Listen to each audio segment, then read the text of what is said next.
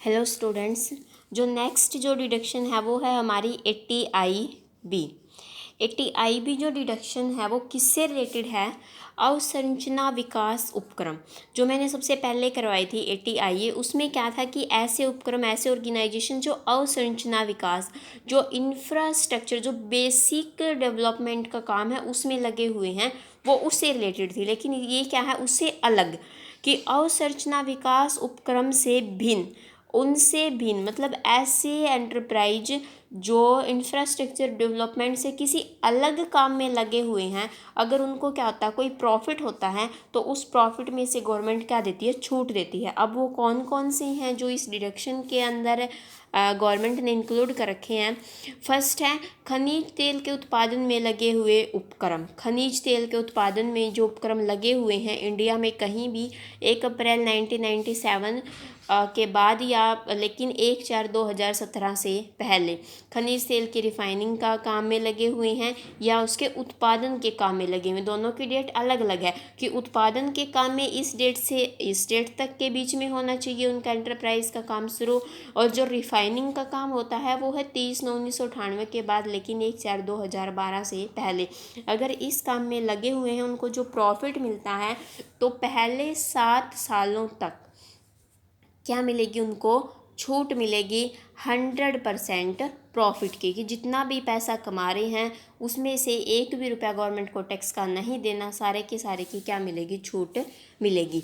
इसके बाद है यहाँ पे एक वो लिखा हुआ है कि जो खनिज तेल के उत्पादन में लगे हुए उपक्रम है, कर निर्धारण वर्ष 2012-13 से निम्न के संबंध में कटौती नहीं मिलेगी। एक ये लेटर गवर्नमेंट ऑफ इंडिया ने इशू किया था, इसमें कुछ कंडीशंस हैं कि 31/3/2011 के पश्चात जो दिए गए लाइसेंसधारी हैं इस काम के लिए, खनिज तेल का उत्पादन करते हैं, जो सेंट्रल गवर्नमेंट से लाइसेंस लेते हैं ये काम करने के लिए, ऐसे एंटरप्राइजेज जिन्होंने इस डेट के बाद लाइसेंस लिया है उनको ये छूट नहीं मिलेगी। इसके बाद जो खाद्यान्न है हमारे खाने की, जो जैसे अनाज होते हैं, फल सब्जियां भी इसके अंदर इंक्लूड की गई हैं, तो उनकी उठाई धराई का काम होता है, जो वेयर हाउसिंग का काम होता है और जो ट्रांसपोर्टेशन का काम होता है।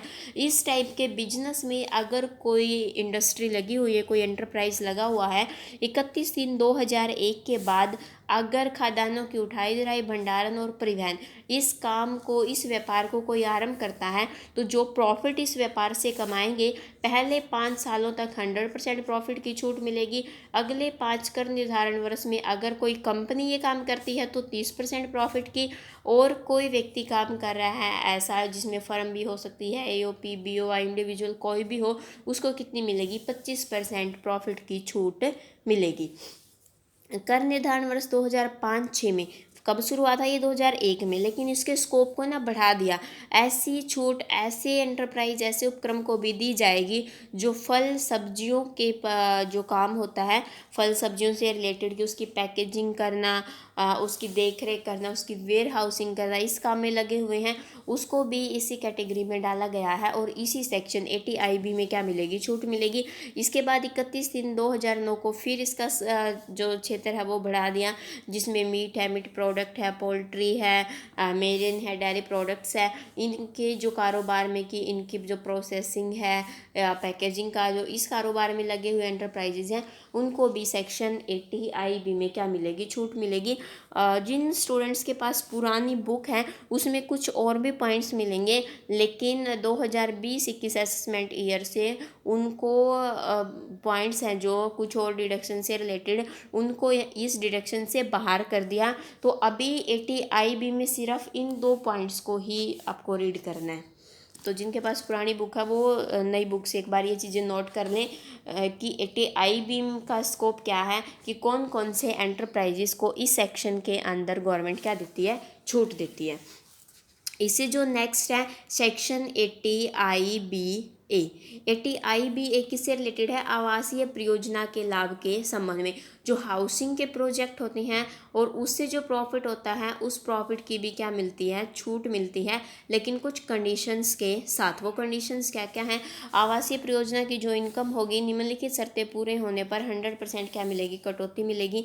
क्या क्या होंगी वो, आवासीय परियोजना सेंट्रल गवर्नमेंट द्वारा क्या होनी चाहिए, प्राधिकृत मतलब अथॉरिटी सेंट्रल गवर्नमेंट के द्वारा मिली हुई हो 1/6/2016 के बाद, लेकिन 1/4/2020 और 1/4/2021 से पहले इसकी अप्रूवल ले लेनी चाहिए। जो परियोजना शुरू की थी वो 5 साल में पूरी कर देनी है। अगर 5 साल में ऐसा प्रोजेक्ट पूरा नहीं होता तो इस सेक्शन में कोई भी प्रॉफिट की छूट नहीं मिलेगी। परियोजना पूरी होने की जो तिथि है वो कब होगी, मतलब जब अप्रूवल ली थी उस टाइम पे वो चीज़ लिख दी जाती है परियोजना में। जो अधिकारी होगा वो लिखित में देगा ये चीज़ें। परियोजना में सम्मिलित दुकानें होंगी। जैसे हाउसिंग प्रोजेक्ट है, हुडा में होता है कि पूरा डेवलप करना है आपको सेक्टर्स में। जो ये फ्लैट हैं, फ्लैट आपको डेवलप करने हैं, तो वहाँ पे दुकानें भी होती हैं कि आप थोड़ा सा मार्केट का एरिया वहाँ पे छोड़ोगे, पार्क छोड़ोगे, कोई मिनी हॉस्पिटल हो सकता है, कोई छोटा स्कूल हो सकता है। तो वो सारी चीज़ें एक प्रॉपर तरीके से मैनेज की जाती हैं। तो उस एरिया को पूरे को डेवलप करना वो इस कैटेगरी के अंदर आता है। तो ऐसी परियोजना में जो दुकानें होंगी, वाणिज्य जो स्थान का कॉरपोरेट जो क्षेत्र होगा, वो जो टोटल क्षेत्र है कि कितना आपने टोटल क्षेत्र लिया है किसी बिल्डर ने, कि आप उस कोई अगर हाउसिंग का प्रोजेक्ट लेता है तो उसमें टोटल क्षेत्र जो ना है कॉरपोरेट जो क्षेत्र होगा कि इतना तो आपको कॉमर्शियल काम के लिए ही डेवलप करना है। तो टोटल के 3% से अधिक नहीं होना चाहिए। कॉमर्शियल सेक्टर के लिए जो टोटल एरिया डेवलप किया जाएगा तो वो 3% से ज़्यादा नहीं होना चाहिए। जो प्लाट का जो क्षेत्रफल दे रखा है कि कितने साइज़ का होगा जो प्लॉट होगा, वो अलग अलग एरिया वाइज डिसाइड किया हुआ है। जैसे कि अगर आप बड़े शहर में है, दिल्ली, चेन्नई है, कोलकाता, मुंबई है, तो कम से कम 1000 वर्ग मीटर होगा, अन्य किसी स्थान पे 2000 वर्ग मीटर। तो ये चीज़ें ज़्यादा सी डिफाइन करने की ज़रूरत नहीं है। आपको सिर्फ ये चीज़ें देखनी है कि छूट कब मिलेगी, किस कंडीशन पे मिलेगी, कितने टाइम में प्रोजेक्ट पूरा करना है, कॉरपोरेट क्षेत्र कितने का होगा टोटल का। और इसके बाद देखना है कि जो लेखे करदाता को जो आवासीय परियोजना के संबंध में है, लेखे जो बुक्स ऑफ अकाउंट है उनको मेंटेन करके रखना होगा। अगर वो निर्धारित अवधि में अपने काम को पूरा नहीं करता है तो जितनी भी उसको छूट मिलनी थी कोई भी उसको छूट नहीं मिलेगी, और उसकी ये बिजनेस और प्रोफेशन की इनकम मान के क्या लिया जाएगा, उससे टैक्स लिया जाएगा। अगर कोई व्यक्ति टाइम पीरियड जो बाउंड है 5 साल का, अगर 5 साल में ऐसे हाउसिंग प्रोजेक्ट को पूरा नहीं करता तो फिर क्या हो गई, उसकी वो बिजनेस एंड प्रोफेशन की इनकम मानी जाएगी। इसके बाद है कुछ विशेष राज्यों में स्थापित कुछ उपक्रम। कुछ विशेष राज्य में कुछ विशेष हैं और वहाँ पे जो उपक्रम है, जो ऑर्गेनाइजेशन, कॉरपोरेट सेक्टर है, कंपनियाँ हैं, वो भी क्या हैं, कुछ एक हैं जिनको क्या मिलेगी, ऐसी छूट मिलेगी।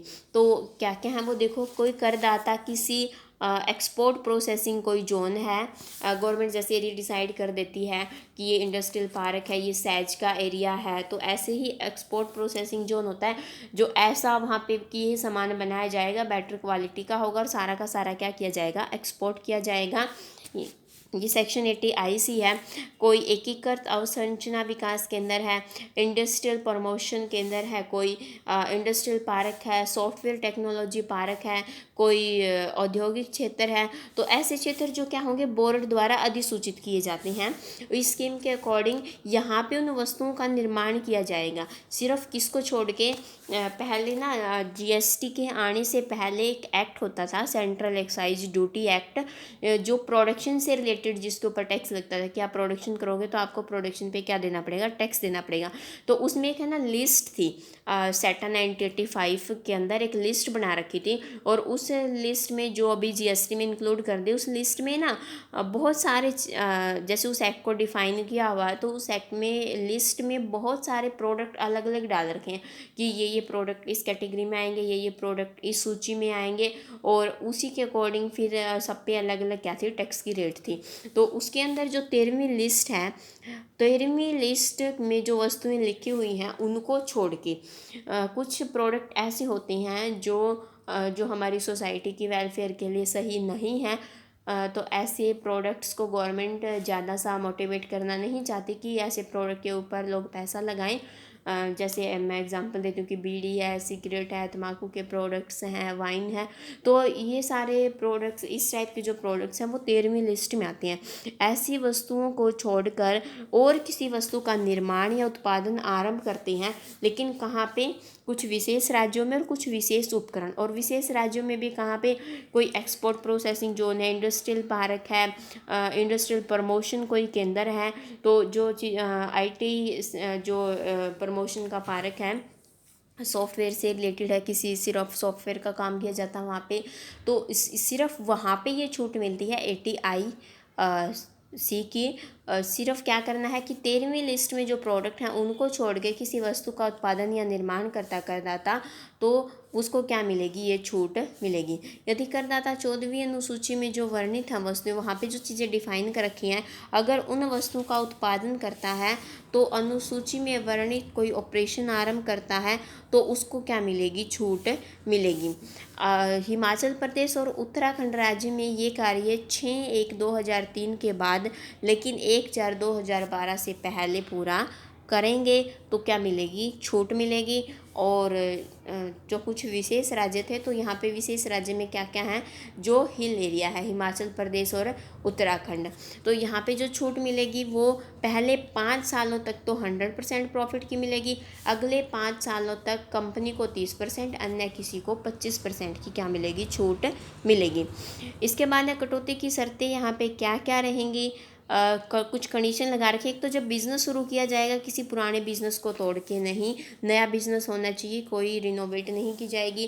पहले से प्रयोग की हुई प्लांट और मशीनरी यूज कर सकते हैं, लेकिन टोटल का सिर्फ 20% तक, 20 से ज़्यादा नहीं करनी है।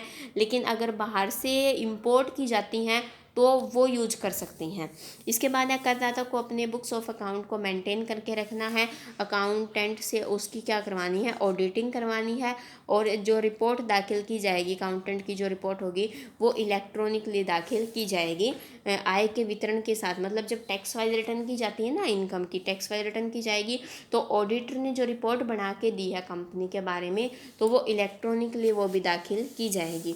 एक यहाँ पे चीज़ लिखी हुई कि सारवान विस्तार का मतलब क्या है। सारवान विस्तार क्या होता है कि प्रथम दिन प्लांट और मशीनरी की पुस्तक मूल्य में कम से कम 50% की वृद्धि। विस्तार का मतलब उस चीज़ को बड़ा करना, कि जो पहले दिन जब आपने बिजनेस शुरू किया था उस दिन आपकी बुक्स में आपके प्लांट और मशीनरी की जो वैल्यू थी उस वैल्यू को इंक्रीज करना, मतलब नए प्लांट और मशीनरी लगाने, कम से कम 50% वृद्धि उसके अंदर होनी चाहिए। तो कुछ विशेष राज्यों में कुछ विशेष उपक्रम होंगे, और उन उपक्रमों को 13वीं लिस्ट को छोड़ के और किसी वस्तु का वो उत्पादन करेंगे हिमाचल प्रदेश और उत्तराखंड में 6/1/2003 के बाद, लेकिन 1/4/2012 से पहले, तो उनको क्या मिलेगी, छूट मिलेगी। इसके बाद जो नेक्स्ट है वो है सेक्शन 80IE। सेक्शन 80IE किससे रिलेटेड है, पूर्वोत्तर राज्य में स्थापित उपक्रम को कटौती। पूर्वोत्तर राज्य में जो हमारे ईस्ट में राज्य हैं, जिनको हम 7 सिस्टर बोलते हैं, कौन कौन से हैं वो, अरुणाचल प्रदेश है, असम है, मणिपुर, मेघालय, मिजोरम, नागालैंड, सिक्किम और त्रिपुरा। इन राज्यों में कोई ऑर्गेनाइजेशन, कोई कंपनी, कॉर्पोरेट सेक्टर आप बना रहे हो और वहाँ पे क्या लोगे, छूट लोगे, वहाँ पे जो पैसा कमाओगे गवर्नमेंट क्या देगी, छूट देगी। क्या क्या है ऐसे उपक्रम, 1/4/2007 के बाद, लेकिन 1/4/2017 से पहले पूर्वोत्तर राज्य में कार्य कर रहे हैं। किसी मान्य वस्तु का उत्पादन करना है, मान्य व्यवसाय चलाएंगे, मान्य वस्तु के उत्पादन का क्या करेंगे, वो विस्तार करेंगे। सारवान विस्तार का मतलब पहले भी अभी मैंने बताया था कि जो बुक्स में हमारी प्लांट और मशीनरी की वैल्यू होती है उसको इंक्रीज करना है, लेकिन हर जगह पे मीनिंग अलग अलग मिलेगा कि आपको 20% बढ़ाना, 25% बढ़ाना, 50% बढ़ाना, उसके अंदर वृद्धि जो इंक्रीमेंट है वो कितना करना, वो अलग अलग हो सकता है, अलग अलग डिडक्शन के साथ। तो यहाँ पे सबसे पहले हम ये देखते हैं कि एक जो मान्य व्यवसाय है, मान्य वस्तु का उत्पादन है, वो चीज़ क्या है कि बिजनेस किस चीज़ का करना है। देखो ये लिखा हुआ है मान्य व्यवसाय में क्या क्या चीज़ें यहाँ पे शामिल की जाएंगी। कोई होटल हो सकता है, कम से कम 2 स्टार श्रेणी का होना चाहिए। कोई खेल से रिलेटेड हो सकता है, नर्सिंग होम हो सकता है, कम से कम 50 बिस्तर का। यहाँ पे ओल्ड एज होम हो सकता सकता है, इंफॉर्मेशन टेक्नोलॉजी से रिलेटेड कोई ट्रेनिंग सेंटर चला सकते हैं, कोई हार्डवेयर का निर्माण करना, बायोटेक्नोलॉजी, या फिर कोई ट्रेनिंग के लिए क्या है संस्थान चलाना। तो बहुत सारे संस्थान हैं, जैसे होटल मैनेजमेंट का, कैटरिंग का है, फूड क्राफ्ट का है, नर्सिंग का है, पैरामेडिकल है, सिविल एविएशन है, फैशन डिज़ाइनिंग है, इंडस्ट्रियल ट्रेनिंग है, एंटरप्रेन्योरशिप डेवलपमेंट है। तो इन बिजनेस में से कोई भी बिजनेस कहाँ पे शुरू करना है, ईस्ट में, मतलब पूर्वोत्तर राज्य जो अभी मैंने बताए थे, अरुणाचल प्रदेश, असम है, मणिपुर, मेघालय, मिजोरम। अगर इन राज्यों में कोई व्यक्ति मान्य बिजनेस शुरू करता है तो गवर्नमेंट उसको क्या दे रही है, छूट दे रही है। लेकिन छूट के साथ कुछ कंडीशंस हैं कि एक तो बिजनेस 1/4/2007 के बाद, लेकिन 1/4/2017 से पहले क्या करना, शुरू करना है। छूट मिलेगी सेक्शन 80I में।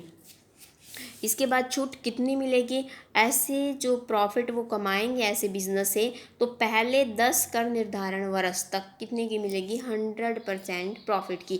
अगर यहाँ पे छूट ले ली है तो किसी और सेक्शन में छूट नहीं मिलेगी। कंडीशन वही सेम रहेंगी कि एक तो पुराने बिजनेस को तोड़ के नहीं बनाना, पुरानी प्लांट और मशीनरी 20% से ज़्यादा यूज़ नहीं करनी, टोटल की जो अपने बुक्स ऑफ अकाउंट है उनको मेंटेन करके रखना है, CA से ऑडिटिंग करवानी है, ऑडिटिंग की रिपोर्ट जब टैक्स फाइल रिटर्न की जाएगी तब साथ में लगानी है। और इस सेक्शन में जो सारवान विस्तार का मतलब क्या है यहाँ पे, कि गत वर्ष के प्रथम दिन, जो गत वर्ष क्या था उसमें जो प्लांट और मशीनरी की हमारे बुक्स में वैल्यू थी उसके कम से कम 25% की वृद्धि उसके अंदर होनी चाहिए। ये थी जो सेक्शन है 80I।